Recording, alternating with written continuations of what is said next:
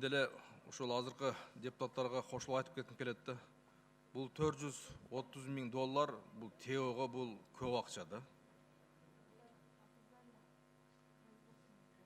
Көп акча бул ТО үчүн эле $430.000 бул. Кандай дейсиңер ошого?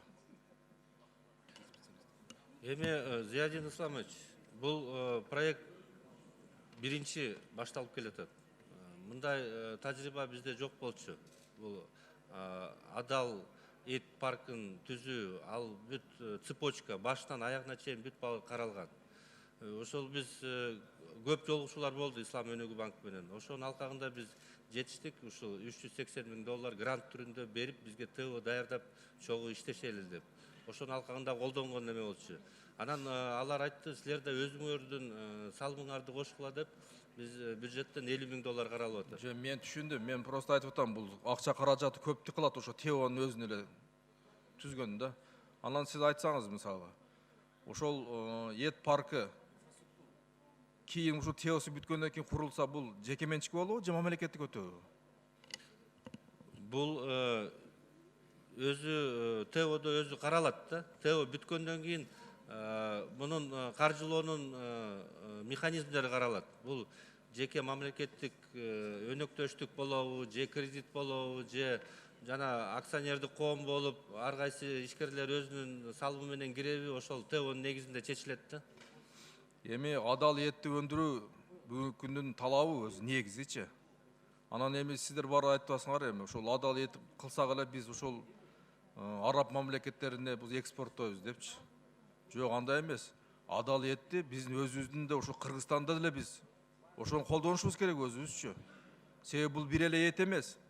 Бардык ошол продукциялар, кала берсе бардык ошол өндүрүлгөн буюмдар, бардык өзү адал болуш керек.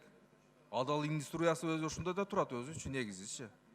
Анан сертификат берилет ар бир чыгарган продукциягачы.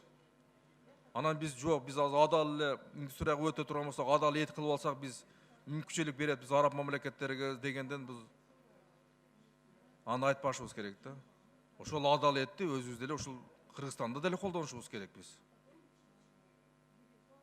Туурабы? Эми азыр этти биз эптеп эле экспортко чыгарабыз деп атабыз. Мында азыр анализдеп көрсөңүздөр, биз өзү Кыргызстан өзү эт менен өзүбүздүн элибизди биз камсыз кыла албайбыз, жетпейт.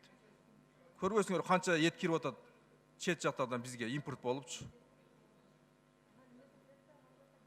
Ошондуктан урматтуу министр, бул жака дагы көңүл бурушуңуздар керек бул маселеничи. Караш керек. Туура бүгүнкү күндө канча сертификат берилди, адал сертификаттар берилгендер бар мисалга? Эттен башка эле продукциялар. Реестр боюнча 53 ишканага берилди. 10 секунд. Ал кандай ишканаларга берилди ошо реестр боюнча айтсаңыздарчы? Бир 5-6 айтып коюңуз. Тор, Тойбоз, Citizen үчөө да, эң ирилери бул.